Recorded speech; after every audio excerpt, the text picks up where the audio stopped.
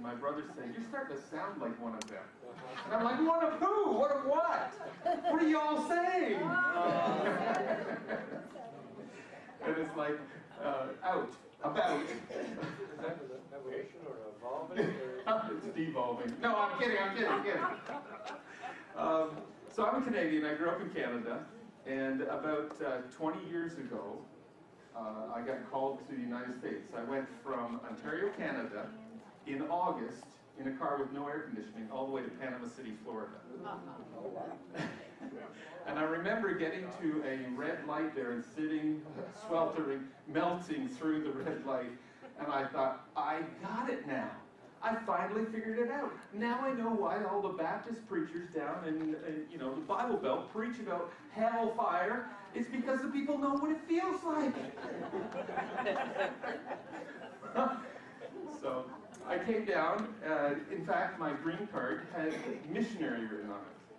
So that was fun. A missionary from Canada to the Bible Belt. That was very fun. I came down and I was teaching school. Before that, I have a graduate degree in biology. I studied on the West Coast, right by Washington State. If you've ever been in that area, you know right on the edge of the desert you have, yes, Walla Walla, I was out there too. A beautiful marine station. I studied just a beautiful little anemones called Amplipleura elegantissima. That's its name. And in that anemone, it has algae, little single-celled algae. Zoochlorellae, those are the green ones. Zooxanthellae, those are the brown ones. But right in every cell of the anemone, there are algae living inside of it. Symbiosis, right? You guys know symbiosis? They work together.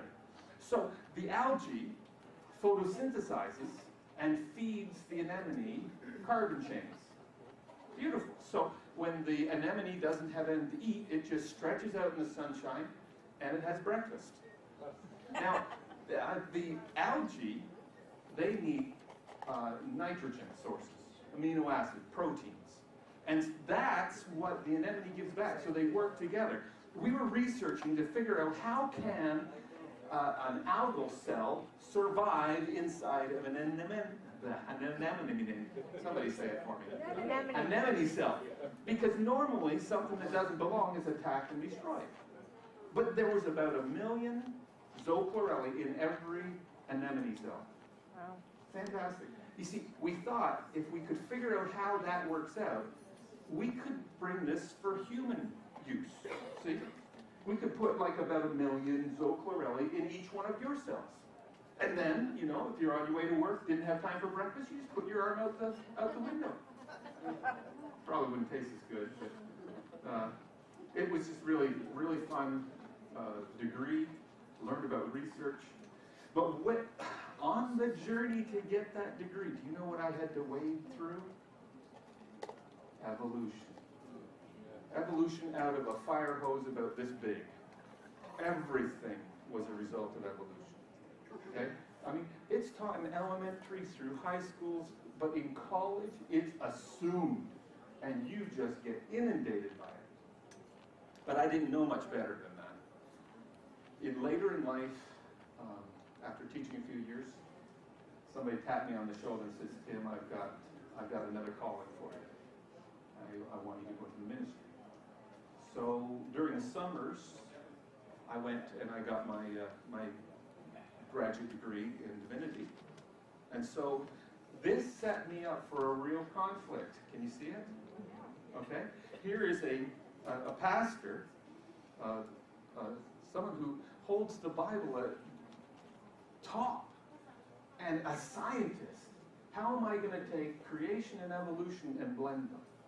And so my life for the last 15, 20 years has been, I read scientific stuff constantly. And I'm trying to see where the assumptions are, where the facts are, and compare that to what the scriptures say. So tonight, what you're going to get is going to be some of my digested understandings. All right? That's where we're headed. So glad you're here, and we're ready to go. Are you ready to go? Got 3 minutes. I want to start before everyone gets in. Thank you for coming. Again, I just wanted to let you know that there's some refreshments in the hallways. If you need a bathroom, they're just straight across the hall that way. We'll be meeting here tonight, tomorrow night, and Saturday night, 3 nights. Tonight, we're going to be talking primarily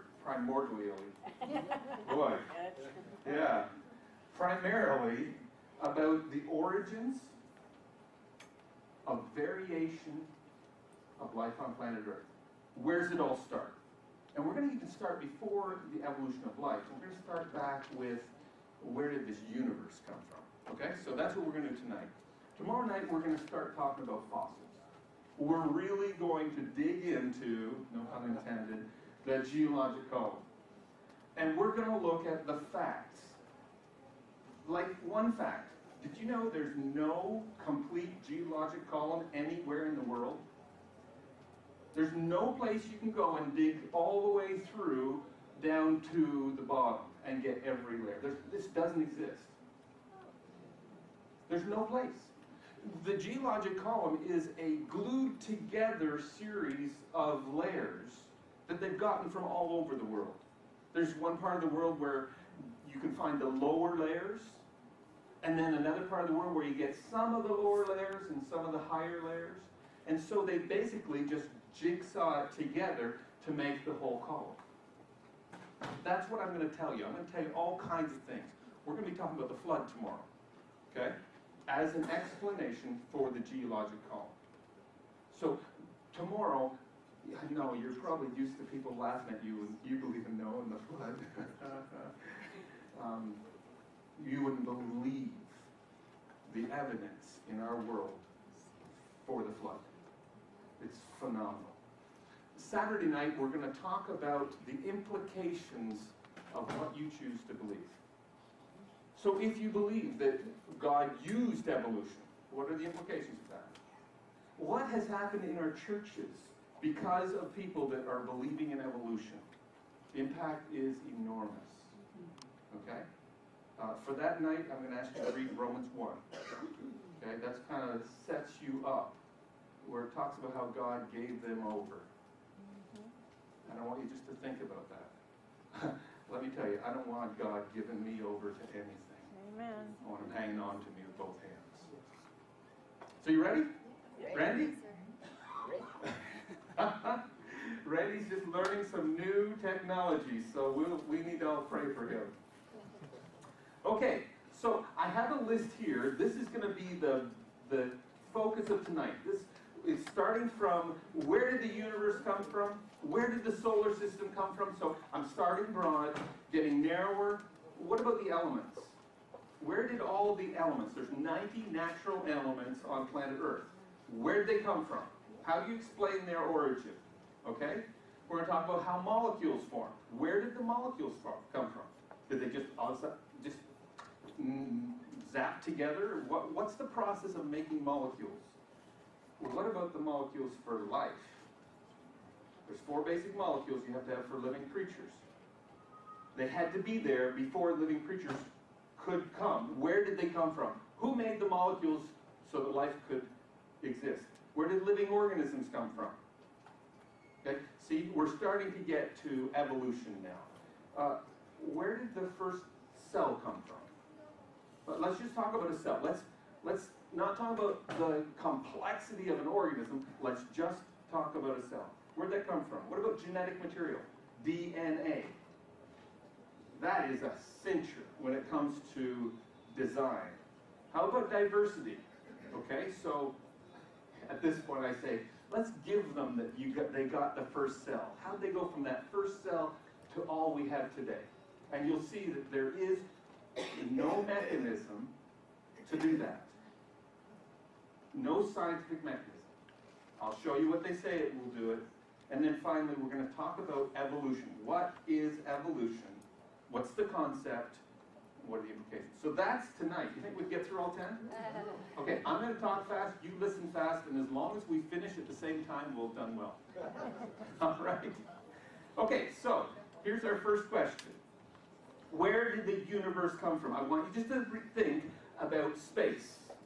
It's called space because the thought is there's not a lot there. There's lots of space. Okay, think about an empty piece of space.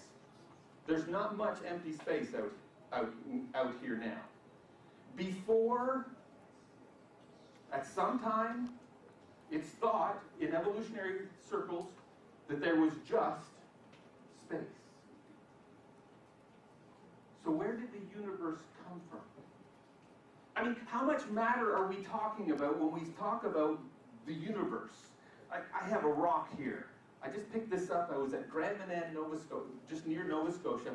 The beaches are covered with rocks like this. This is just one teensy tiny, weeny, little itsy bitsy piece of planet Earth, right? But this is enough to ask the question, where did this come from? Weighs about 7 pounds. But think about it, that's just a tiny piece of Earth. What about Earth itself? Add to that the moon. Add to that the rest of the planets. Do you know how big our sun is? How many Earths can you put in the sun? It's a ridiculous number. And yet all of that had to come from somewhere. This doesn't just appear. Where did it come from? So that's the question. Where did the universe come from? What does this make you think of? Big Bang. The Big Bang. Okay, how many of you have been taught that the Big Bang is the beginning of our universe? Come on, you guys. Yeah, Do some exercise. Okay, It's all over the well, place. tried to do Big that. Bang.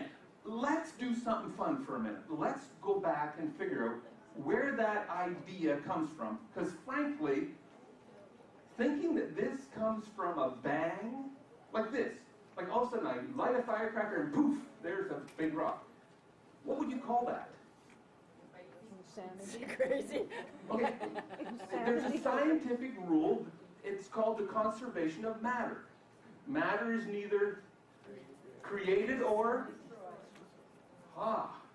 What we're going to do tonight that's kind of fun is we're going to take science and science's conclusions and laws, and we're going to test these theories. Big Bang is a bunch of matter. The law says it can't be created or destroyed, so it has to come from somewhere. So where does it come from?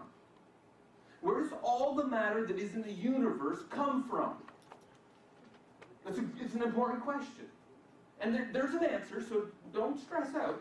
There's a scientific answer. We're going to look at it and see if it makes any sense. How much matter is in the universe? There's the matter we see, and then there's a whole bunch of matter we don't see. What's that called? Dark matter. Which is bigger, the amount of matter or dark matter? Dark matter. How much more dark matter is there? Tiny. Like 10 times more dark matter. Intense amounts of dark matter. So here's the way that evolutionists look at the Big Bang. Here's the evidence for the Big Bang. We are in an expanding universe, okay? The universe right now, you can look with telescopes and other types of measuring devices. You can look and you can see things like redshift. Redshift happens when a planet moves away from you. That stretches the waves of light and tends toward making it look red. So they can look at planets and they're shifting to being a redder color. They can also use interstellar measurements. This is good science. It's valid, legit science. The universe is expanding. Okay? You've heard that before, right? No big deal. Okay, so there's something else that's happening that they've measured over the last 30 years. The speed of expansion has been increasing. So the stuff is going out faster and faster. You picture that? It's expanding faster and faster. In the last 30 years, it's been gone from 50 kilometers per second to 100 kilometers per second. It doubled in the last 30 years.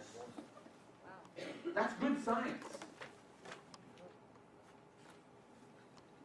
There's a lot of implications to that. That means 60 years ago, how fast was it moving? Oh, you just used something that is a scientific assumption. Good math, but it's based on the assumption of, who knows?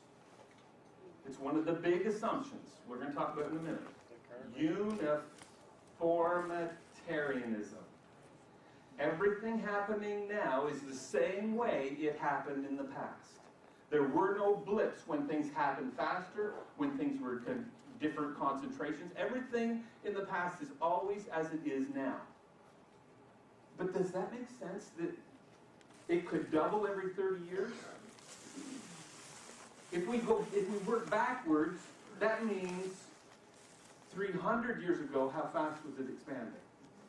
Okay, this is high-level math. What this is it's an exponential curve. So it can increase very rapidly, but if we look to the back, go backwards, that means the universe wasn't expanding, it was negligibly expanding 300 years ago.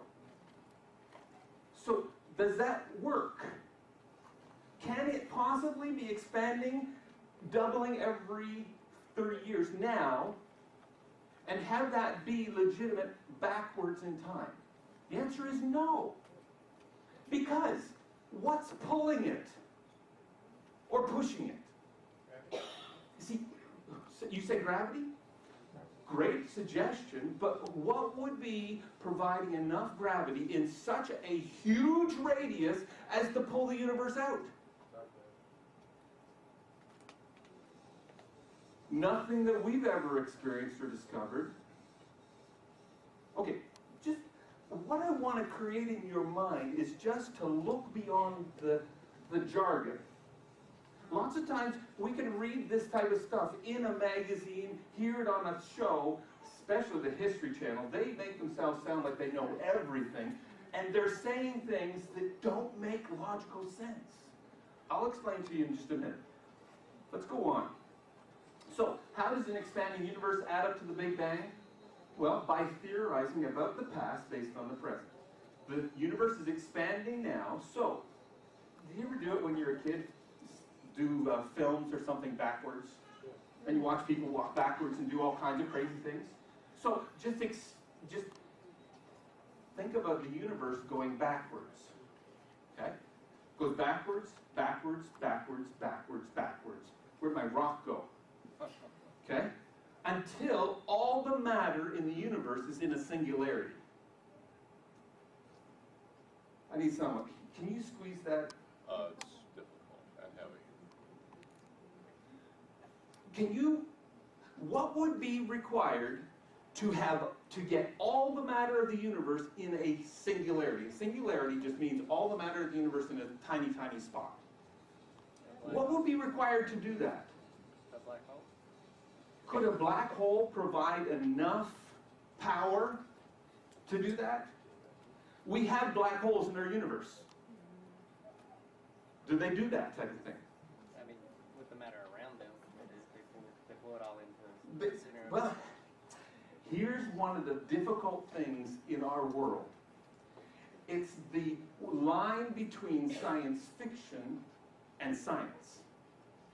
Most Americans believe things that are impossible based on shows like Star Wars, the Universe, History Channel, Deep Space Nine. What's the one with the ring? Stargate. I love those shows because I love thinking like, wow, you know. But so much science fiction is there. Black holes, we know this much about black holes in science. We know they bend light, but that's about all we know about them. We haven't even so much as seen planets go over the falls into them. That's all. You see what I mean about it? Where's the real truth? And society, in all those science fiction shows, guess what? What is assumed? What do you think is assumed? Big Bang. Evolution. They're getting better and better. That's why they can be out amongst the stars and we aren't yet. So when we back up and we say, black hole, good guess. I don't know what the answer is. I don't know of anything in the universe that will be so strong and powerful as to be able to pull all the matter of the universe into a singularity. There's no force that could do that. It would have to exist and then be able to pull the moon and the stars and Beetlejuice into a singularity. Can't can't be done. You see, this Big Bang theory is kind of like this soccer ball. Tell me what's going on with this soccer ball. Flying through the air. It's flying through the air. Which Well, actually, direction? We don't know. I mean, you can just see it's flying through the air, but you don't You're know sure where it's flying through the air? Oh, no, maybe somebody could just thrown it up. Maybe somebody threw it up. Maybe it's falling down. Maybe somebody headed it. Maybe it's laying on the ground that's blue. Maybe it's laying on the ground. blue. That's a good point. Could be photoshopped. Yep. Do you understand what the problem is? We don't have enough information. And so we make guesses that are guesses. You're not supposed to guess the time. When science gets into guesses, what do you call that?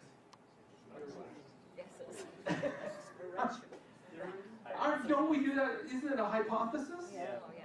So you make a hypothesis. I think that this ball was moving so fast it went through the back of the net and it's flying off to the grandstands. Okay, so that's a guess. It's as good as any ones you suggested, isn't it? Yeah. What do I need to do next? Find the evidence to support it. Investigate. Test it. And if I don't find facts that back it up, what do? I throw away the hypothesis and I come up with something else. So, when we have limited information, it results in weak conclusions. How strong is the concept of the Big Bang? Okay, is it a possibility? Sure, it's a possibility. Just like Klingons and Romulans are possibilities. It is a possibility. But we better say, if we're gonna be honest, we're gonna say it's a possibility. We're not gonna say, yeah, it happened 4.9 billion years ago. What do you find in textbooks? Do you find it's a possibility, or do you find it happened? It You see, is. we're in a crisis right now because, boy, I tell you, and this is not limited to this issue, is it? Truth is not important. The facts are not important. Do you agree with that? Or are the facts important? Yes. The facts are important. Truth You can is- get in real trouble by going on facts that are not true. So, limited information, like where the universe came from, results in weak conclusions that are based on more assumptions. See, over here, somebody assumed that that ball was moving. Someone assumed that it was traveling through the air and had been hit or bumped or kicked. Those were assumptions. There's two things that I want you to really take home and apply to every scientific information you hear. Evaluate the assumptions and look at the facts. What are the facts? What are the assumptions based on? And you will be able to pick out good science from bad. I told you about this uniformitarianism. We need to develop that a little bit more. Without uniformitarianism, evolution is a little bit stuck. Okay? Uniformitarianism, let me read this. All data for the past is assumed to be as it is in the present. So, someone asked a question about dating. Let's talk about carbon-14 dating. Carbon-14 dating is a legitimate dating method for thousands of years, as long as you have adequate information. But there's a problem with carbon-14 dating. What's happening above us, up in the stratosphere? There's something up there that usually protects us against solar radiation. Ozone. Yeah, ozone. When there's lots of ozone, it reflects off a lot of the bad radiation. The bad radiation is powerful. And one of the things that that radiation can do is form ozone. So, with a deteriorating ozone layer, sorry, I said something wrong. one thing that harmful radiation can do is it can create carbon-14. Okay? Sorry, I put the wrong things. Let me start over again. Back it up. Okay. One of the things that can happen with intense solar radiation is that it can hit molecules in our atmosphere and change them. One of the changes they can do is they can add a proton to carbon. Carbon-12, carbon-13, carbon-14. Carbon-14 is radioactive. It can't hold that many protons. So the protons spin off, and it goes back down to carbon-13, carbon-12 over time. When the ozone layer gets thinner, more solar radiation gets in and makes more carbon-14. So when you're dating things with carbon-14 dating, there's more carbon-14 added, and so your dates are going to be off. That's like having a little mouse in the back of the dater, you know, the carbon-14 date machine. This little mouse goes in, and after it figures it out, it spins the dial a few more million years, and then backs up and hides. You know, the whole experiment is thrown off. Okay? So uniformitarianism says that everything's always been as it is now. And they use the concentrations of today to test ancient times. That's what is it? Give me an A word. That's an assumption. That's the biggest assumption, and we're going to nail that down on everything we talk about today. Okay? Assumptions, are they good or bad? They're bad. Well, they're necessary. You make lots of assumptions every day. They save you time. But when it comes to science, assumptions destroy the reliability of your conclusions. That make sense? How are y'all doing? This is fun? Are you having fun? Are you learning anything? Okay? This is okay? I'm not going too fast? Too slow? Good. All right? I'm having fun? I am. Okay, so let's go through a thought experiment. Based on the experimental physics that measures the current rates of expansion, we can theorize that we back up in all the universe's matter. The universe, not just our solar system, the universe is in a tiny little spot called the singularity. And then the singularity with all the, you ever hear of an atomic bomb? You know what that is? That's when you get too many neutrons in a tiny spot and it goes kaboom. Okay, so all the matter in the universe in a very tiny spot is going to put a lot of neutrons and protons together, and there's going to be an intense repulsion between those guys, and it's going to go kaboom and fly off out through the universe. Well, that's interesting. So let's kind of summarize this. Science gives us the details of an ongoing process. The universe is expanding. They take that data and make inferences or guesses about the past of our universe to become less robust as the timeline extends. Make sense?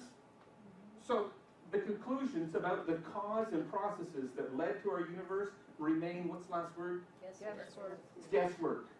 So if someone comes hot and heavy and tries to tell you the Big Bang is a proven fact, you can just in the back of your mind say, no, it isn't. And realize you've got science to back you up. An honest scientist will never say it's a proven fact. They might say, this is what I think, or this is what a lot of scientists think, but proven fact, no, that doesn't cut it. That's not a scientific sentence. Okay, let's go to our second one. So after the universe explodes, okay,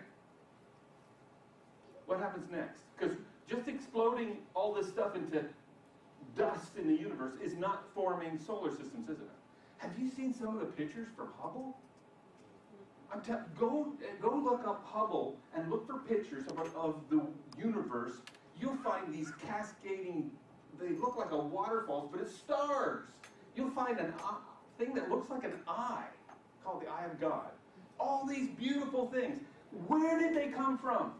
If the Big Bang happened, did they all of a sudden just coalesce into these beautiful forms? Well, that's our question. How did the solar system come? Are you with me now? We're going forward. Okay, we're going to give them the Big Bang, But what about the solar system? Well, you notice that the explanations for the formation of the solar system are based on the assumption of the Big Bang. You're going to see that everything we talk about can be built on the previous thing I talk about. Like now we're talking about forming the solar system. It's based on the assumption that the Big Bang happened. How sure are we that the Big Bang happened? Are we sure? Is it proven? Do we know it for fact? No. And so you have, this is evolutionary thought 101. You build one piece of the theory on another piece of the theory on another piece of the theory on another. And if the very bottom one, Big Bang, isn't legit, what happens to the whole cascade? It all falls. You don't need to hang your head as a creationist. You surely don't. You surely don't. Because the very basis of all the thought of evolution is built on assumptions. Okay, so nebular hypothesis. This is by far the best one of the bad ones, okay? Nebular hypothesis. So you've got all this spray. I mean, just picture fireworks, okay? And the firework went up in a little ball, right? And then it just blows and there's fragments every direction. With me? Okay, so the nebular hypothesis is that the solar system formed as materials condensed. So, Big Bang, they're very hot. They fly out into space, they cool off, and they start to form into a flattened disk. Why a flattened disk? Because that's our solar system, right? It's a, what do you call it? What's the shape of our solar system? Spiral. Excellent. Spiral. Okay? With most of the matter in the middle, which became the sun. What do you notice about this explanation? It's long on pronouncement and very short on evidence. Basically, the message is it had to happen because we're here. And look at your telescope. It had to happen. That nebular hypothesis had to happen. We see it. So most of the matter's in the center. That forms into the sun. Because in our solar system, most of the matter is the sun. Okay? And then other bits started hooking up and sticking together until they became a planetesimal. And then a planet, like planet Earth. Planetesimals. Sometimes with science, when you make up a really cool word, it argues for you. I mean, planetesimal, that's a cool word. But the concept is that you've got dust that's floating in space. None of that dust makes enough gravity to aggregate. In order for a planet to have gravity, it has to be at least a kilometer in diameter. But the Big Bang argues that the matter that got spewed out would have been dust. It would have been plasma at first. Okay, plasma. Such high energy that it's molten and hot. And then that gets into space, which is cold, and it just shatters. Have you ever had something really hot and you get it cold real fast? What happens to it? It just shatters. So you've got this dust that somehow gets clumped together by what force? Let me do an illustration here. It may be out of time with the slides, but I think it fits in the discussion. Okay, so this is an accelerometer, okay? Just a straw, string, and a washer, okay? What happens the faster I spin it? What's it doing? Like my hand down here, as I spin it faster, do I have to hold harder? Or what happens if I just let go? Okay, so with this matter, just think this, with this matter that is from the Big Bang, what direction is it going? Out. Out.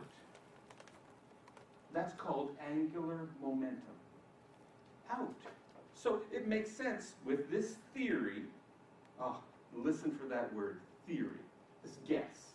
With this guess, it makes sense that that matter will travel in a straight line unless it hits something or is acted on by some force.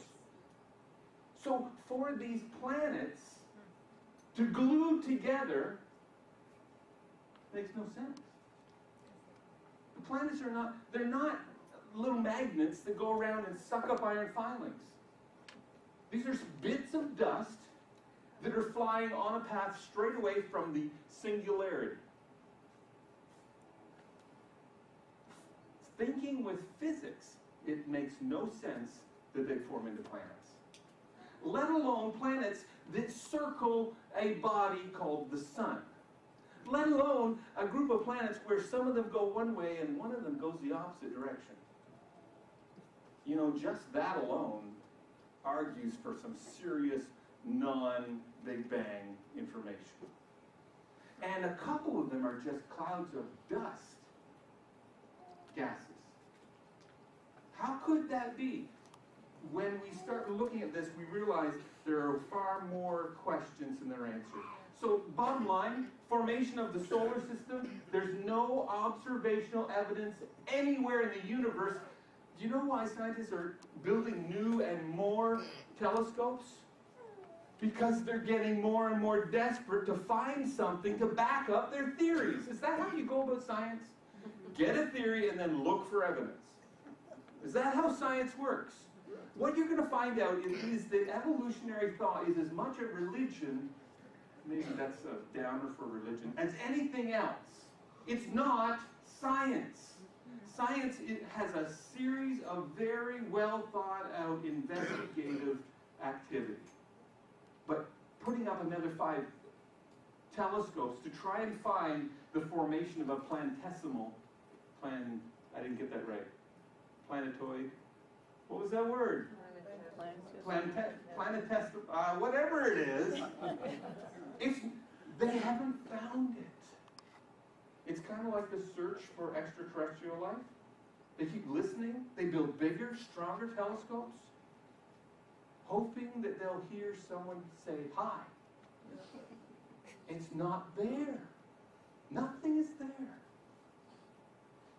Yeah, we already talked about it having to be at least a kilometer big. Okay, we did that. That's excellent. Okay, so our next question. We're moving forward. We've sort of said, Big Bang, very hard to believe that that's legitimate. Formation of the solar system, that goes against all the laws of physics we know. But let's not argue. Let's give them that and say, okay, what about all the elements? Have you seen this before? How many of you memorized this in high school? Okay, let's have a test. No, it wouldn't be fair, would it? Okay, but let me just explain a little bit what this is. This is the, oh my stars, here we go. This is the periodic table, right? And trying to get my pencil up here. It won't come. All right, well, you know. The atomic number, that's the number of protons. Good, good, good. The atomic mass is the number of protons and neutrons. Okay? And then the symbol is whatever it is. So here, this is hydrogen. Okay? It's got 1 proton. It's got atomic mass of 1. 1 proton. Okay? Over here we go to number 2. That means it's got 2 protons, and it's got atomic mass of 4. That means it's got 2 protons, 2 neutrons. And you go up through, you just keep going across, and you add, every time you add a proton, it becomes a new element. Where did these all come from?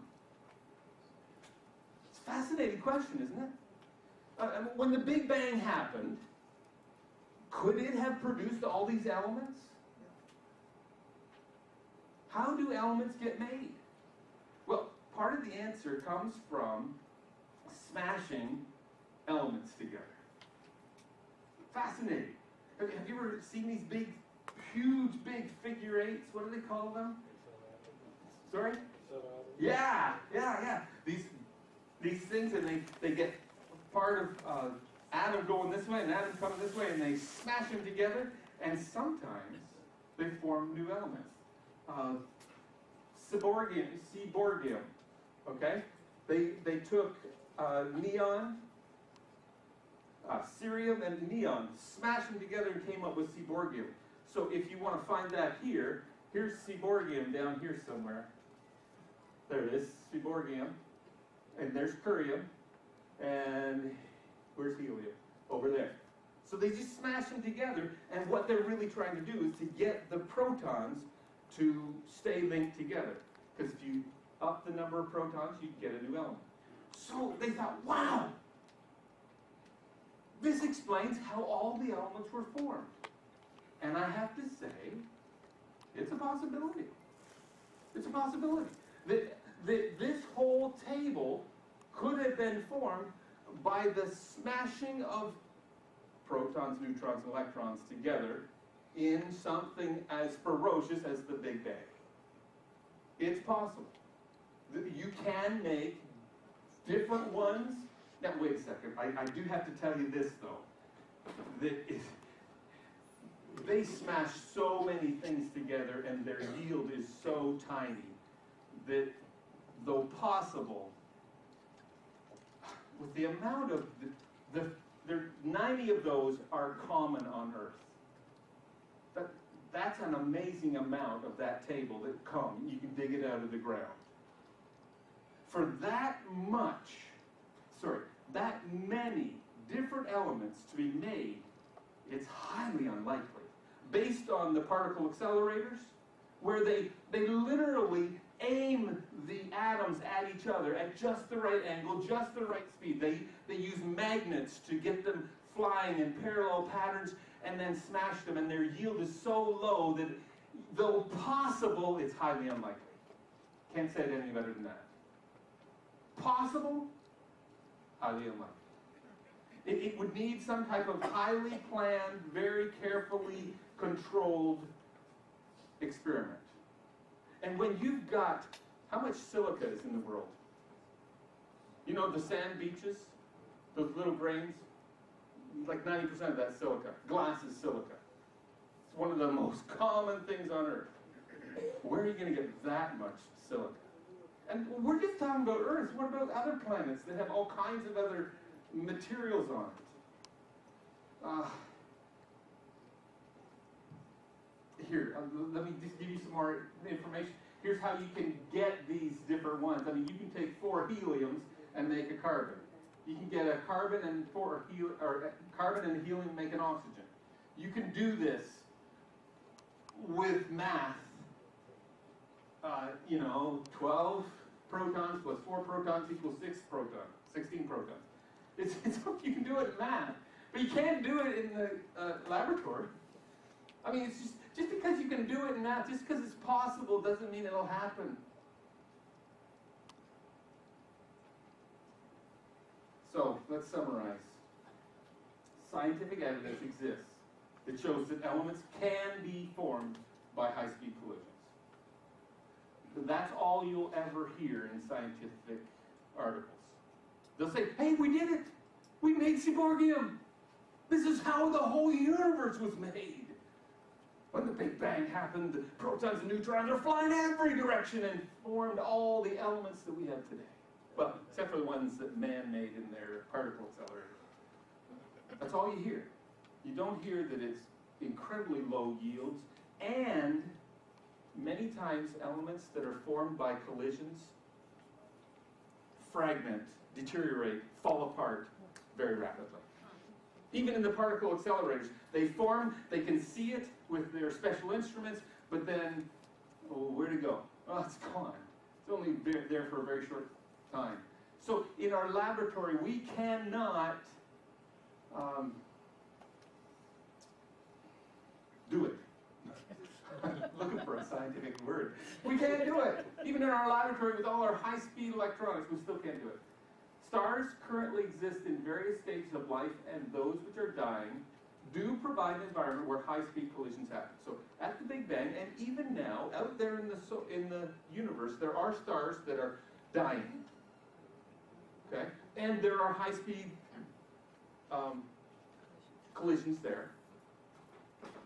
But that doesn't explain how Earth got what Earth got. I mean, if a star out there, 15 light years away, is forming neon or seaborgium, that doesn't mean it's on Earth. That's 15 light years away. You see, so that's just not an acceptable. Earth isn't formed from decaying stars.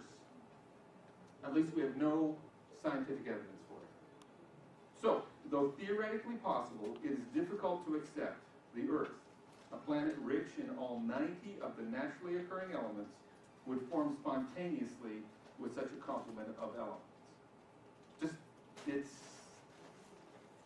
You see what we're doing here? We're taking some of the things that are taught as fact, and we're just saying, okay, let's look at the science, and you're finding that the science isn't robust. Especially in an expanding universe, how would it get? Exactly. I mean, an expanding universe is towards entropy or chaos. Okay? But our solar system is a very fine-tuned clock that rotates and moves and interacts. Planets interact. Their gravity pulls and prods on things, on each other. It's highly fine-tuned. That type of thing doesn't happen as a result of an explosion. Very good point. Very good point. So let's move on. We're on number 4. How do molecules form? So we're just going to say, okay, Big Bang, whatever. We're going to say, okay, yeah, the planets formed, whatever. We're even going to say, okay, all the elements formed, whatever. We're not even going to, whatever. How did those elements form into molecules? This is something called chemogenesis. Chemicals, molecules. How do you go from elements to molecules? Okay, so that's a good question, isn't it? Okay, who knows what this is?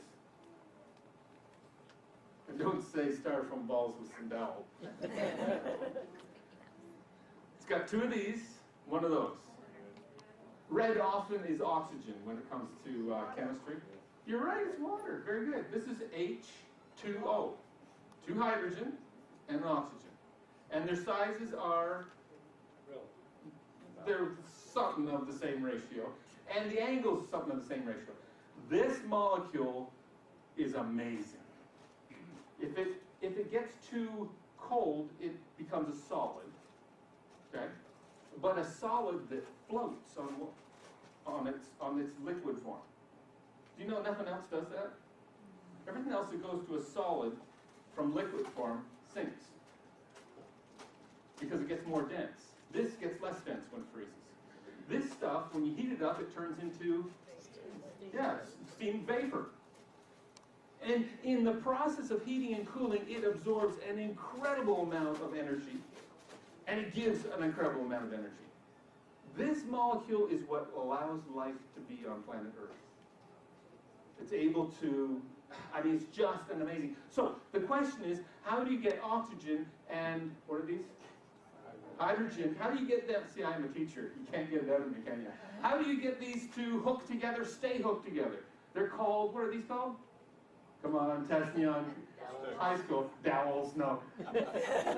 Starts with a B. James. Yes, bond. Very good. These are bonds. Okay? And what a bond is an electron that's shared by both. Okay? And that links them together. So, the question is, how do molecules like this form? The answer is... Oh, what is the answer? No, don't tell me. Sorry. This brain sometimes goes off on, rants and raves and picnics. Okay, so here's some molecules. There's water in the middle. Ammonia on the far side, methane, or methane if you're from Britain. Okay? Molecules are made of atoms that are held together by these chemical bonds. Okay? Got that? What else? These bonds form as a result of the sharing or exchange of electrons. You got that, right? Ionic, covalent, polar covalent, those are all different kinds of bonds. To become stable, the atoms of certain elements readily bond with other atoms to form molecules. Let me tell you about oxygen. Oxygen it's too positive. Have you heard of oxidation? Oxidation happens because oxygen needs 2 more electrons to fill its outer shell. It's hungry. It's starving, it needs 2 electrons. And it will go, and if it finds a piece of iron, it will steal a couple electrons, and the iron turns to rust. If it finds an apple, it will steal some electrons off that apple, and the apple will get brown. You've seen oxidation all over the place, absolutely. Well, if a oxygen molecule, atom, comes in contact with an electron, no, what are these again? Hydrogen. If it comes in contact with the hydrogen, it says, ooh, he's just a little fart. I can steal his electron. And he does. He pulls the electron off that poor hydrogen, and now he's a little bit, I need another one. And so this will form naturally. If you take oxygen, which is a gas, and hydrogen, which also is a gas, think Hindenburg, and put them in a test tube, they'll just sit there. All the energy is there to, I gotta get that hydrogen, and the hydrogen's over in the corner saying, leave me alone, leave me alone. And all that has to happen is a little spark, and bam, you go from gas to liquid water. Have you ever seen that? Maybe your teacher did that when you were growing up, back about 55 years ago. It will form spontaneously under the right conditions. That's important to understand. You can have all the oxygen and hydrogen you want in a container. It won't do anything until there's a spark, something to trigger it, and then kabang. It can be explosive. Well, implosive. It can be loud. Pop! It will make a bunch of noise.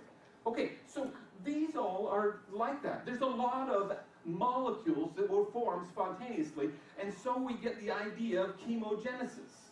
Chemogenesis, formation of molecules because of chemistry, because of needing and wanting to give electrons. Some molecules want to get rid of their electrons. So, due to the electron complement of an element, bonds leading to lower energy will form spontaneously if the necessary elements are present. And add a little energy like a spark, and even more will form. So, it is possible. It is absolutely possible to form a number of different molecules spontaneously. It happens in our world. But most building of molecules requires energy. It's kind of like housework. Sometimes, if you open the windows just right, the wind will blow through and take the dust with it. Yes. Leaf blowers work really well too. But most of the time, if you want a clean house, you got to roll up your sleeves and put some energy into it, right? So there is some. Now here's an evolutionary thought that I want to give you, and I think you recognize it. If a few form, then given enough time, all the rest will form. Have you heard that evolutionary thought? That if this happens, then if we give it 1,000,000 years, this can happen. Okay? So, to summarize, some molecules will spontaneously form if necessary elements are present. In the right conditions, correct ratios. 2 oxygen, 1 hydrogen makes H2O. Okay? Elements that form spontaneously are small and stable and few in number. Some examples are NaCl. Anybody know what that is? Salt. Good, good. CO2, carbon dioxide, H2O, water, CH4, it's methane, and NH3. What's that one? Ammonia. Yeah. Those ones form naturally. What's interesting is these are the ones that do the big heavy lifting in our bodies. Why? Because they're small and stable. So they can be trusted to do what they're supposed to do. Without water, you will not live. You know that because you have to drink. But so many of the reactions in you that keep you alive based on water. Salt, what happens if you have no salt? You don't live very long. You get dizzy and you start falling over. Lots of kinds of salts. You need them for your reactions. That's why. How about carbon dioxide? If you have too much carbon dioxide, what happens to you? Yeah, you're not good. You're not good. So that's a very interesting thing, and that leads us to the next section. Okay? Where did the molecules for life come from? I mean, we just talked about these molecules. These are needed for life, okay? Let's talk about carbon dioxide for a second. Where do you use carbon dioxide in your body? You exhale it. You exhale it. It's not something you want a whole lot of in your body. You need some, or else you'd be so basic and it wouldn't be healthy for you. I have to think. It's pH stuff. What is it that you have to breathe in order to get rid of carbon dioxide? Oxygen. So here's what carbon dioxide and oxygen do in your body. The oxygen comes in, it hooks up with carbon molecules that are broken off carbohydrates and carries those carbon molecules out. Otherwise, you'd have a big chunk of coal on your feet, you know? You'd be walking around with coalified legs. No, you need something to take the used carbon out. And it's the carbon dioxide molecule that does that. That's a life, that's a living process.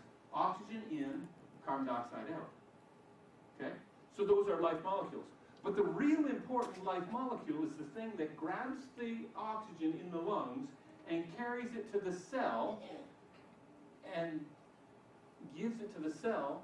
The cell then has how many different molecules and micro machines that take that oxygen and use it to break the carbon off, and the electron transport chain makes ATP, helps you to be alive, and then sends out carbon dioxide into the blood, goes back to the lungs, and is breathed out. What was that molecule that carries, tell me the cell that carries oxygen from your lungs to your body? Okay, that's your red blood cells. What are those red blood cells filled with? You're right, iron. That iron is the center of a life molecule called hemoglobin. Hemoglobin is this 4-chained protein with iron in the middle that literally sticks together, and when it goes into your lungs, it picks up the oxygen and then carries it to your cells. Okay, so we can live in an atmosphere of oxygen, but if we don't have hemoglobin, we are dead. So that's the life molecule I want to talk about. Where did a life molecule as incredibly, highly specific as hemoglobin come from? Okay? That's the question. Big Bang. The Big Bang. That's the answer for everything, okay? Okay, from now on, when somebody asks you a question, it's Big Bang. Yeah, we'll laugh later. This is an experiment. It rocked the world when this experiment came out. It's the Yuri, I can't think of the other guy. There were two scientists. One was Yuri Miller. Yeah, it's on your sheet, isn't it? Okay, this is it. That's the actual vessel, okay? Now, I have a simplified one over here. Let me just get rid of these. Okay, here. That was cool. I hit it one too many times. Here it is. Okay?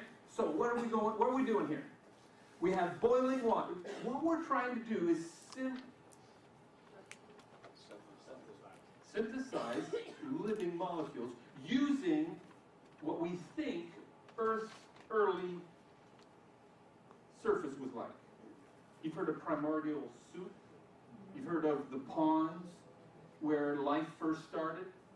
Well, before we can have a cell, before we can have life and evolution, we've got to get the life molecules. So, the scientists who have been studying this said, well, we think that the ponds had ammonia. We think the ponds must have had, and they came up with a list of the things that the ponds must have had. Okay, and this is the experiment. They thought it must have been hot. Okay, all the volcanic action of a newly formed planet, there must have been hot. And so they had boiling water, and then they had a chamber up here. What do you see up in the chamber? You got CH4, methane. You got NH3, ammonia. You got H2O, water. And you got H2, hydrogen. And then what else do you have? Well, there must have been lightning. It's not too hard to think. We have lightning today. We believe in uniformitarianism, so there must have been lightning then. So they put this all together, and they zapped it, they zinged it, and they waited for a while, and then they collected this liquid down here. Okay? Because whatever formed there came down in the form of water droplets, formed down here, so they sucked some of that up, and they tested it to see what was there. And you know what they found? Different kind of still. They found amino acids. They found amino acids. They proclaimed this far and wide. They told the world, we figured it out. We figured out how life came to exist. Because we found out that in these conditions of the early Earth's atmosphere, amino acids can be formed. And once you have amino acids, you have man. A few tiny steps in between. Now here's what they didn't tell us way back in 1950 that is well known today. Today, how many years ago was that? 69? Almost 70 years? Oh, after almost 70 years of increased scientific investigation, improved scientific methods, better machinery, there's a problem. Can I tell you the problem is? There's only two kinds of amino acids formed. How many are there? 22. You need all 22. Remember a balanced diet? You know why you're told to eat a balanced diet? Because you need them all to make you. So if you only have two, you might be missing a few pieces, okay? All right? Only two, and even worse than that, in biochemistry, there's such a thing as a right-handed molecule and a left-handed molecule. In other words, you start at the end, and the first bond, it twists to the right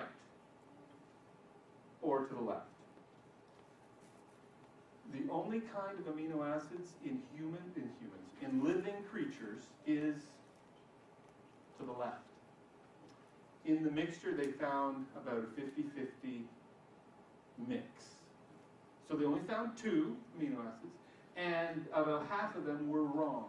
If you try to make a protein out of amino acids, all it takes is one that is a right-handed molecule, and the amino acid is useless. So this experiment doesn't cut it. I'll tell you what else is wrong about this experiment. How did they know there was CH4? How did they know there was a... where did they come up with those simple molecules? I'll tell you how they came up with those particular ones at those particular concentrations. They put them in, that's what these black vessels are. They put them in at that specific concentration is because that's the only way they could get amino acids to form. In other words, this is not some random experiment where you just dump in these different various things and whoo, out comes amino acids. This is a highly, continuously adapted and treated, and the spark had to be at just the right amount. The temperature had to be highly tuned.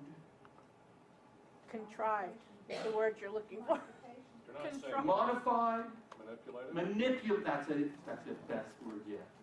Highly manipulated. It was made to make. It was made to work. It was made to work. This isn't what. There's Nothing random That's about the it. point. There's nothing random about this at all. Miller-Urey. They passed electric charges, lightning through the mixture of gases, ammonia, hydrogen, methane, and water vapor. Then tested the contents. We've already done this. Amino acids that make up the I got ahead of myself. I did it all. Woo. So, what's the results?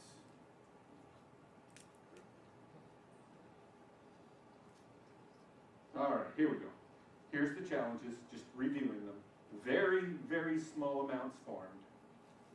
The amino acids were a mixture of left-handed and right-handed molecules.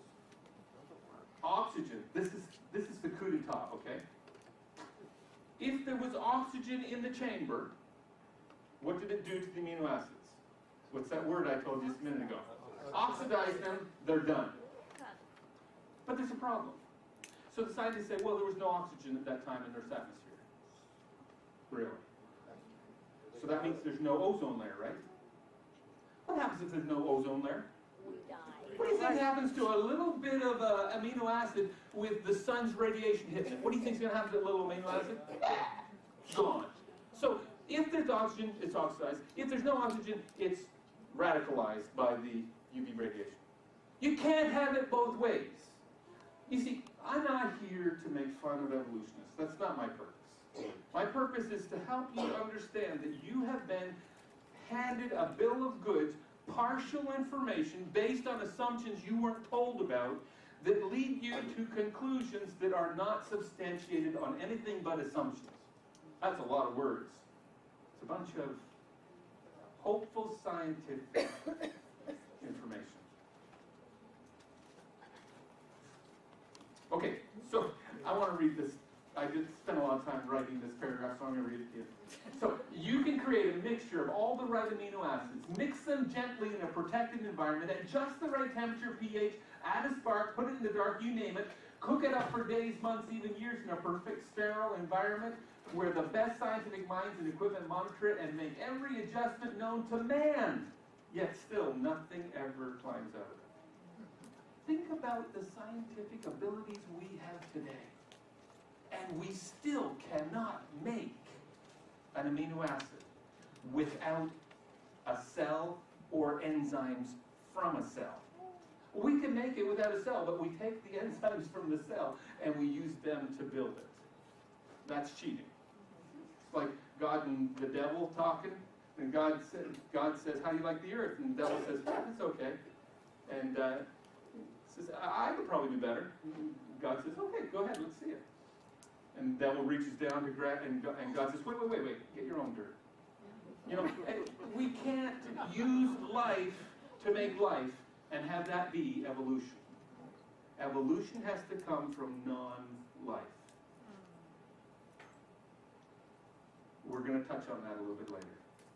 So, bottom line, even when repeated endlessly, and believe me, there's places that still are trying this same experiment to try to get the primordial suit to make molecules. Endlessly, given extensive time, no biological proteins were formed. They weren't. They just weren't. So, summary, at best is inadequate to explain the formation of a full complement of L amino acids needed for life by natural means. It doesn't happen. And this is required to go the next step. You see how, the reason why I've spent so much time doing all these steps is here we're about to get to the first cell, the first living creature, and we've seen that all the steps to get there are impossible. So let's just go home. We don't even need to go further, do we? Because there's no way to get to the place where a cell could form. But humor me. Let's talk about the cell. You know, one of the things I love about being a Christian scientist is that we've got all. We don't have to be afraid of anything we look at. We can look and find design everywhere we look. Yeah, I like this one. Do you like this? How are we ever going to evolve? You people keep pushing us back into the ocean. I'm a great Larson's fan. This guy's good too.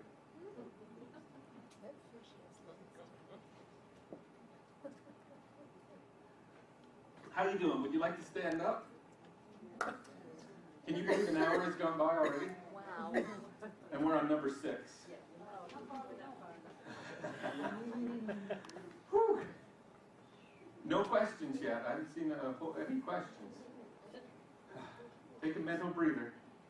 So, where did, I'm not going to let you take a long one though. Where did living organisms come from? Living organisms.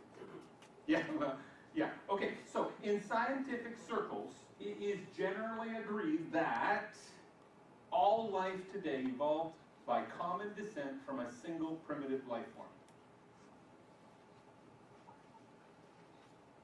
You go to college, university, read a scientific journal, That is the assumed truth. That's where they start. This primitive life form came into existence spontaneously in pools of primordial soup, in which simple nitrogen and carbon molecules.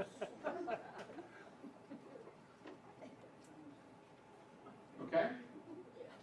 Yeah? It was totally natural process and happened perhaps 3.9 billion years ago. Okay, so let's just take this in. You're telling me that if I make some soup here with, you know, amino, nitrogen, carbon dioxide, you know, all the things. All of a sudden my brain went flat. Need a compressor. That it'll generate a living creature? You know, there are labs where they still have vessels filled with just the right primordial soup, and they're still waiting and testing and look. There's labs that are waiting for it to happen, and we're talking about 100 years of this stuff sitting there, waiting for something to form. 3.9 million, have to wait 3.9 million. Well, see, this is the evolutionary answer. Why hasn't it happened? Well, you know, you just have to wait longer. Yeah. 1 billion years. So this is a picture of an artist's depiction of an evolutionary description.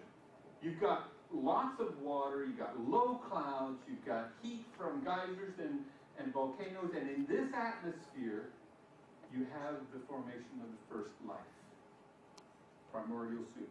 So I thought I'd show you some of the animals that they think are the first life forms. Formifera, foraminifera. Now this is different than the fossil story. This is different than the actual first organisms, because the first organisms didn't have a shell. And what this is it's a modern day formiferan. Okay, this is what was the first creatures formed. This is with a electron microscope. These guys, you could probably fit about 1 billion of them in a teaspoon. I mean, they're that small. But what do you notice about them? Oh, I must have gotten rid of a couple. Oh, they're over here. They're pretty. Structure, design, organized, symmetrical, beautiful, uniform. Yeah. There are many different kinds. You've heard of plankton? This is the stuff that makes up plankton. Gorgeous. It's like outer space, but it's inner space. Tiny, tiny, tiny. These are what scientists say are the first earliest forms of life. Well, let's think about that for a little bit. Here's another one that they often claim are the oldest form of life. These are stromatolites. Still working on my English. These guys are basically just puffs of algae that get covered by clay and then grow outside of the clay and then get covered with clay again. So these, it's kind of like they build themselves up. But they're beautiful and they're big. Here's the theories of how life started on Earth. Have you heard these? Aliens? That's the one I'm going with. No, seriously. Think about it. Alien means not from here. Aliens came, dropped by, seeding. Some living material got here from somewhere else. Perhaps on an asteroid. Have you ever seen what happens to an asteroid when it comes through our atmosphere? That's pretty doubtful, isn't it? Evolved to what we have now. Spontaneous generation, that's where they arose from non-living matter. Let me tell you something. When you remove God from the scientist, you have to come up with some pretty wild explanations for things. Spontaneous generation is their pick. what is spontaneous generation? Spontaneous generation is where something comes from nothing. Now, I want to tell you about these two guys, Schleiden and Schwann. Very important to biological theory. They made something, put something together called the cell theory. Okay? And basically it's got three parts. All things are made, all living organisms are composed of either one or more living cells. Okay? A cell is the basic unit of life. And their third one is all cells arise from pre-existing cells.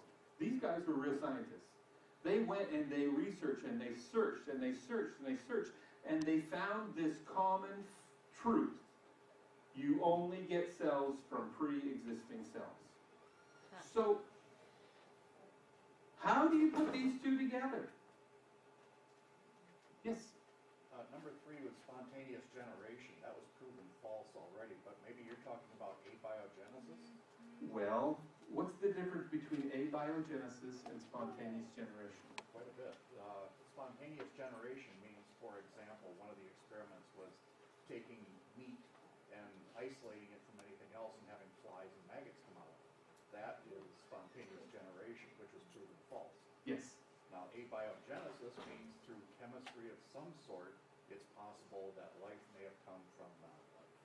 Super. So, when we talked through the chemogenesis, the formation of those amino acids in the Urey Miller, and we found out that that has not been productive so far. And I'm completely with you there. I mean, if tomorrow it was, and it was good science, I would have to back up and think it through. Totally with you. But so far to this point, abiogenesis has not been shown in the laboratory. Okay? Not even the beginning stages of it, unless you consider a mixture of right and left-handed amino acids. That's why it's called a hypothesis at this time. Exactly. And this is I'm so glad you brought this up, because this is my beef.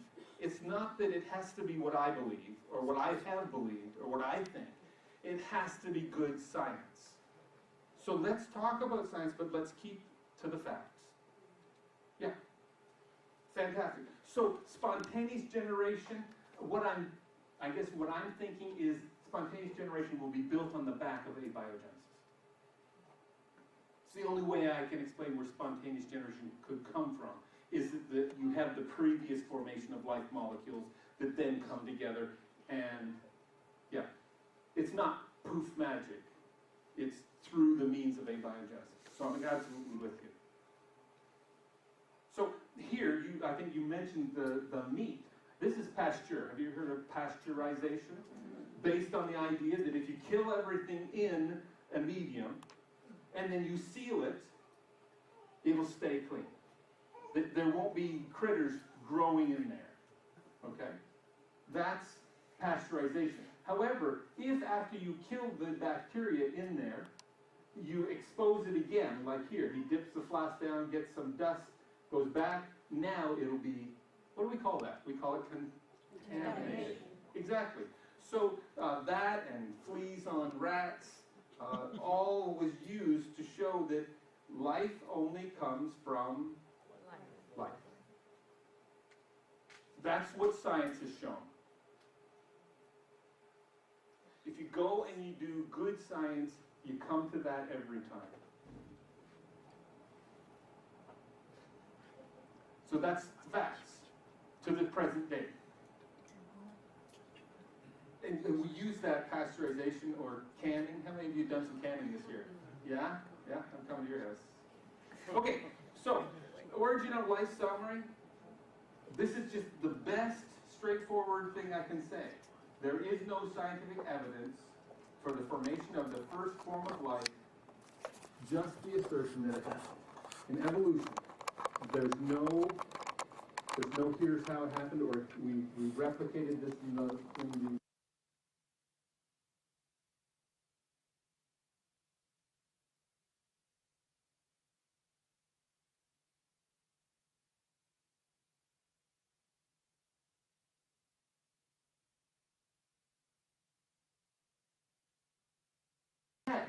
you don't have the evidence for it, that's a pretty weak place to stand.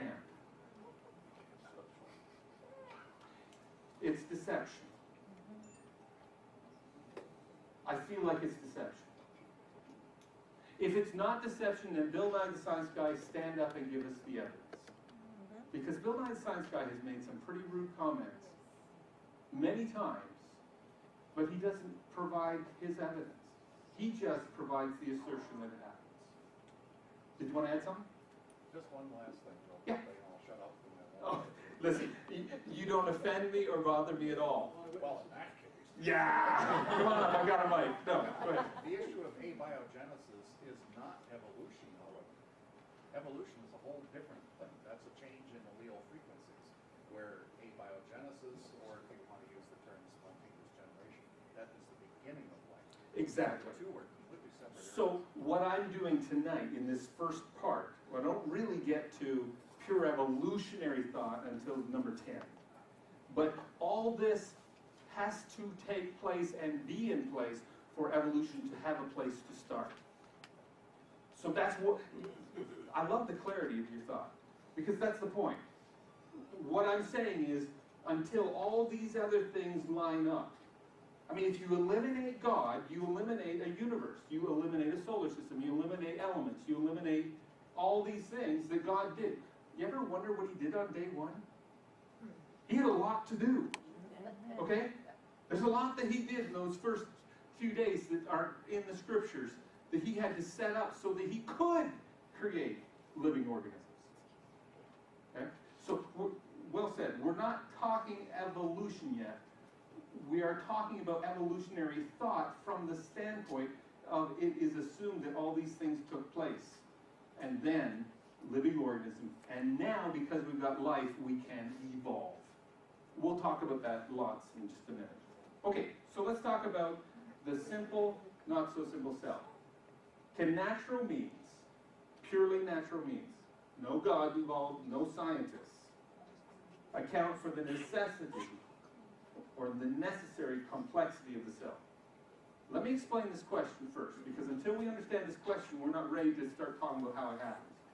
When I say necessary complexity, I'm saying that a cell will not live unless a large number of things are in place. For instance, it's got to have some type of a boundary, a membrane. But that membrane can't be a plastic bag. Have you ever put a plastic bag over your head? Okay? Not a good idea. Neither could a cell membrane be a plastic bag. It has to be a semi-permeable membrane, meaning it lets stuff in and it puts stuff out. It has to have a two-way thing. It has to have a receiving department and a shipping department. Okay, but that's not going to make a cell work because there has to be something else. That cell has to be able to convert energy. So it has, we think of mitochondria for that in a cell. Whether it's the mitochondria, it has to have some way of taking an energy source, be it food or chemical, and creating an energy molecule out of it. And then it has to have an energy molecule. ATP, adenosine triphosphate, is what most cells use now. But I mean, it could have been something else, just as long as there was some way to capture energy after it was released. And then there has to be a way to transport that energy around and put it on pumps. Like, there has to be a pump that's going to pump water out, or that cell is going to burst. Because it's going to be in an isotonic? Yeah, no. Boy, it's been a long time since I've used all these scientific words. It's going to pop, it's going to burst if it doesn't have a pump to pump the water out. But then there's got to be more. If this cell is going to have a future, it has to be able to reproduce. Do you see what's happening here? And I could go on and on and on, and all the requirements that this simple cell has to come. That's why I say the necessary complexity. It can't just be a bag. It has to be a bag that is able to make membrane. That's going to require a huge amount of information, and it's going to require assembly. It's going to require production. It's going to require installment. When we talk about the cell, the bigger the telescope, the more stars we see. The bigger the microscope, the more complexity we see in the not so simple cell. I'm telling you, if you want to see the face of God, the character of God, the complexity of God, the design that was in God's head, just look at a cell and realize, well, let me take you on a journey. So, I want you to think back to the day when evolution was just starting out. 1944 is when it was kind of coming to the forefront. People were starting to read about it and think about it, and it kind of grew. But back in 1944, evolution seemed very plausible. See, technology back in 1944 was pretty, 1844. 1944, that was totally different thing. 1844, okay?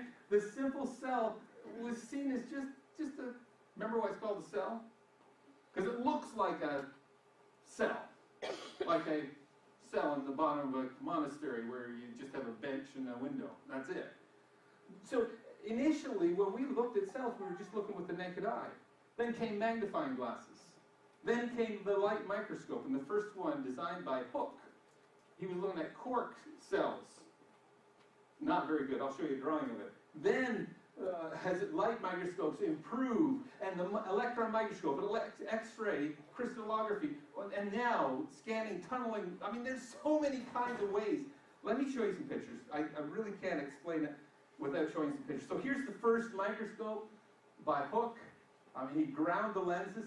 Here he's got a flask inverted full of water to magnify the light. I mean, this is rudimentary. But what we're going to find is that as the magnification increases, the fantastical complexity of a cell is revealed down to the machines and molecules that make it up. Okay, so here's what he draws. It's just a box of water. Now, these were plant cells, so that's cell walls you see. And they're just empty. Didn't seem like there was much to them at all. Okay, here's his cork. You see, they just seem like bags of water that the tree's made of. But then when we get to the light microscope, these are cheek cells, endothelial cells. You can scrape them off the inside of your cheek, dye them with some red food coloring and look at them, and you'll see there's a nucleus. Oh, but there's granules in there. As we increase, check this one out. This is electron microscope, and now we realize that this is not just like broth. Inside, it's more of a gel, and there's so many, we call them organelles, and there's so many different kinds, and they do different things. And as we continue to look, we find out that there are like pipes and microtubules and microfilaments and little motors on these microfilaments that grab this organelle and take it over there, grab that molecule and take it over there. And there's these little guys with parkas and a hat on, and they're sitting in the front driving these things. Well, actually, that's probably not true. But it's even more remarkable that it's all automated. Okay? It's all automated. And the complexity is beyond anything we've ever imagined. So the question is, how much can you take out and still have a living cell? See, I'm thinking the first cells would have had to have been very simple, rudimentary. So if we took a cell and just gradually took things out, we take the lysosomes out. I mean, it can go along for a little while without a stomach, right? Okay? We could take some microtubules out.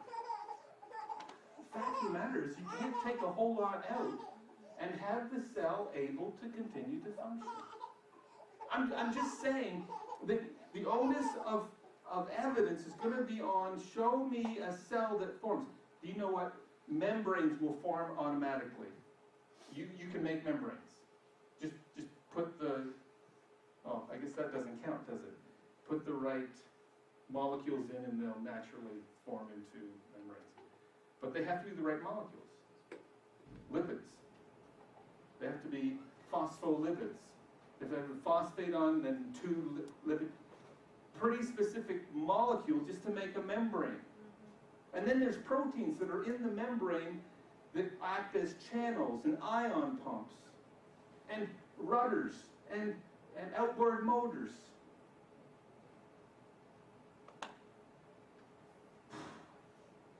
I'm telling you, the simple cell is not simple. It won't work if it's so simple. It's like, how simple could you make your car? Okay, you take the windshield off, you take the fenders off, take the bumpers off, you get rid of the seats. But at some point, you can't get rid of the steering wheel, can you? Gas pedal, brake pedal, transmission, wheels. At some point, you realize that even an automotive is a very complex machine. Even if you took off all the unnecessary stuff, get rid of the radio, GPS, Siri, right? You could get rid of a lot of stuff. You get rid of the breather for a while.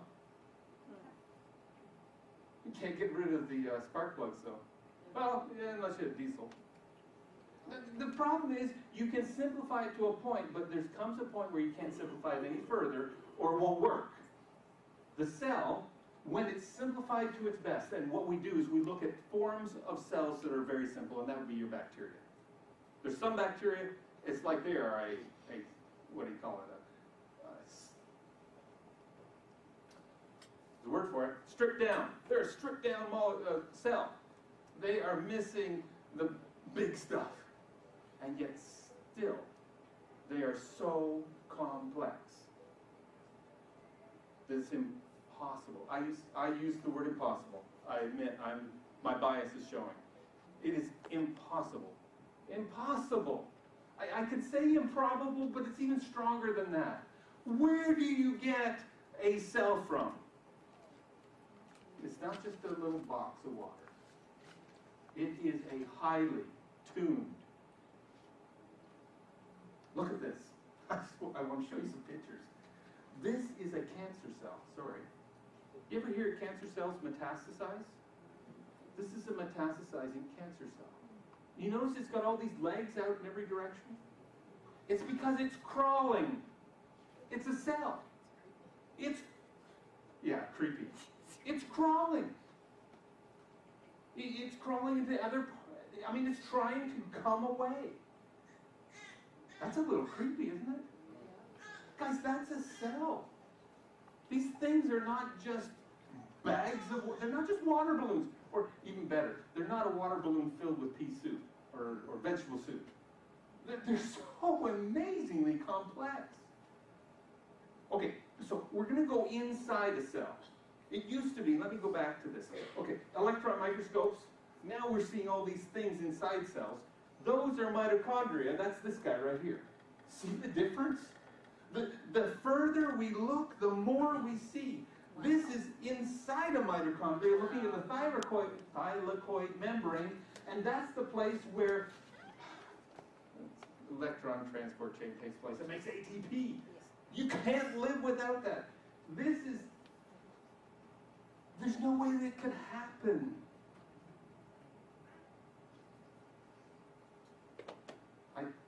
I just have to tell you, when a scientist says that cells just evolved from nothing, that is the most fantastical, is that the right word?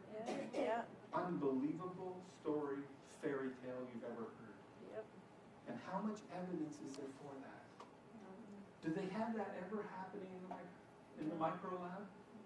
Do they have anywhere where cells are forming? Even if they take all the pieces of living cells and they grind them up and separate them into piles like Legos, and then put them all together and zap it or shake it or stir it, it will never come to life. They can literally build a cell with all formerly living pieces, and it doesn't come to life. There's something missing. The whole, a living cell, is greater than the sum of the parts of a living cell. There's something beyond science. But you won't read that in a medical journal. You won't read that in a journal about evolution. It is all assumed. We have cells, don't we? You see, if you throw God out of the picture, you have to come up with some fantastical explanations of how things come to be. You don't have God. We have God. We say, He's God. And somehow I have no clue. Face it, nobody has a clue, right? Scientists, creationists, evolutionists, does anyone have a clue? We have no clue. We just have someone we know who does have a clue. And he did something that none of us can explain. It's going to be so much fun in heaven. I've already ordered a whole laboratory in my home in the New Jerusalem. And it's going to have all the incredible instruments. I'm going to have a couple lab assistants, angels, that are going to help me delve into this. I'm going to figure this thing out. No, actually, I'm hoping that God just lets me go into his laboratory and build some new creature. You know, it's like, there'll be a little box of tails over here, a box of legs here, box of eyeballs. I'm going to just get to put them all together. It's going to be like the platypus times 3. It's going to be cool! Okay? But down here on this earth, there's so many things that a scientist outside of God thinks that they can learn what they will never understand. It just happens. So, simple summary, the only cells ever known to have existed are fully functional, super complex, capable of reproduction, capable of adaptation. There's no such thing as a half living cell. You can't just throw a bunch of stuff and say, oh yeah, well just wait a little longer, it'll be a whole cell. No. It's either a cell or it's not. It's either alive. What we do know is that even the simplest of cells require incredible functional complexity to survive and reproduce. Here's an interesting quote.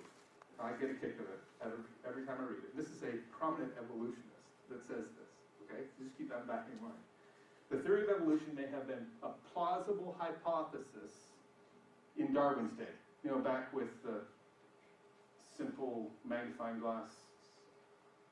But it has now become untenable as a result of fairly recent developments in micromolecular biology. When was that written? 1971. Wow. That's like the dark ages of science compared to today. It's untenable. Why is it so powerfully held on to that? What is this about? It's not about science. The way that evolution is held on to in the world around us, it's not about science. There's some other motivation. Have I been giving you good information? Yeah. Okay? Is this what you need? What you want? Because if it's not, you could ask me any question you want, and I will figure out a way to get it to you. DNA. Remember what that stands for? Deoxyribonucleic acid. DNA. It's the plan book. It's the recipe book for all the things that make you you. Your DNA. Your DNA, the DNA in one of your cells has all the instructions to make an entire you. Every cell in your body has all the, except for a few, okay? There's a couple that don't, but we're not going to talk about those ones. Those are the unmentionables, okay? Every other cell in your body, your skin cells have all the instructions for all of you. And that's what I'm saying is every cell, every trillionth cell has all the information. So all the information is stored in an incredibly compact form. I mean, you can't even see some of the cells in your body, they're too small. And yet they've got all the information needed to make you. Again, cloning, you know. Stick one of your cells in a machine and grow a new you. Always, in some of those movies where they do that, I always laugh because the new person has all the memories of the last person. I'm like, it doesn't work that way. But anyway, number 8. Given the complexity and necessity of genetic function to the survival of a cell, means you've got to have DNA to survive. You've got to have DNA to build another cell, to reproduce. Is there any possibility of a cell functioning without DNA? If you take the DNA out of a cell, what happens? It might live for a while. But it's a downward slope. Okay? There are some cells in your body that DNA is extracted to, like skin. As you move, the skin epithelial cells move out until they dry and fall off and form that fine dust in your house. And just go home and shake the sheets, and it's like, oh, Whole new me there. Well, that's an old you, okay? Okay? That's an old you. Okay, so let's do some facts about DNA. DNA, in my opinion, is enough evidence to completely refute evolution. My opinion. There's enough evidence in DNA to completely refute evolution. All living organisms have DNA. Same. All living organisms, from bacteria to elephants. I guess it's the biggest part. Blue whale. DNA controls all activities in the cell, and thus the organism. Okay? DNA is what does it in your cells. The DNA uses the same building blocks, which are ordered differently, to produce the variety of life we see today. Every living creature has DNA. And your DNA and their DNA is made of the same things. Same 5 adenine, thymine, guanine, cytosine, and uracil. Boy, bringing bad memories up. That's high school biology, isn't it? Okay? Every living creature has those 5 bases. The uracil is in RNA. Those 4 bases in every living creature. So an evolutionist, now I just want you to understand, evolutionists don't make up this evolutionary idea. They see that every living creature has the same DNA basis. So they say, obviously, we all come from the same spot. Do you see the logic there? We all have the same things. We're all made out of proteins, fats, carbohydrates, and nucleic acids. Every living creature is made up of those. So the commonality of DNA, the commonality of proteins, there's many proteins that you make that other creatures make too. Like our hair and nails, all mammals make this same type of molecule. So the commonality of our makeup, our DNA, is evidence the evolutionists use to say we all come from the same creatures. You can see their logic, right? The fact that we're all bones. All mammals. We have bones on the inside. Basically the same bone structure. They see that as evidence for common ancestry. So it's not that they don't have things that make them think evolution. They just don't have God in the picture. When you have God in the picture, you think, okay, well, God's going to make a whole world. He's going to need to put in the food what the creatures need. So, in all the plants, we'll use amino acids. So the creatures eat that plant and have all the amino acids they need to make themselves. That makes good sense, doesn't it? That's called conservation of design. Okay? So we have the same information from an evolutionary standpoint. Without God, they have to think, okay, there's commonality of origin. As a creationist, we think commonality of design. We'll talk more about that as we go along. What I do want you to know is evolutionists do have reasons for what they think. Okay? Again, you take God out of the picture, they've got to come up with some kind of explanation. DNA can be transferred from one living organism to another and will be functional. For instance, you can take the gene for insulin production out of a human pancreas cell, put it into a Escherichia coli, E. coli, you've heard E. coli, bacteria, and that bacteria will make insulin. Exactly human insulin. So DNA can be clipped and inserted, which is kind of scary. You've heard a lot about genetic manipulation, GMOs and things like that. That's all taking the DNA from one and mix massing it. Okay? Okay, so let's dig in here a little bit. Oh boy. It's 8:36. We're out of time. And I don't want to keep you late. I'll tell you what I'll do is we'll start here tomorrow. Okay? And at 7 o'clock we'll start right here, and then we'll continue. And if we have to go till 10 o'clock on Saturday night, we'll do it. Kidding. Okay, give me some feedback for tomorrow night. How many of you feel like it'd be worthwhile coming back tomorrow night? Okay, that's good. How many of you would like to give me a suggestion of how to make it more worthwhile for you? Going too fast? No? Going too slow? Okay. Need to set the air conditioner a little lower, right? Okay. Sorry, Celine. We could do that. Certainly. Yeah. Okay. Could you remind me tomorrow? Just put your hand up.